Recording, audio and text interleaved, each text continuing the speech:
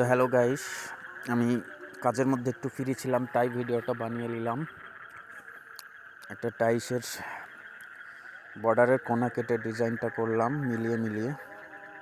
অবশ্যই আমার চোখে ভালো লাগছে। যদি তোমাদের চোখে ভালো লাগে অবশ্যই লাইক কমেন্ট করবে, বলবে, জানাবে আমাকে।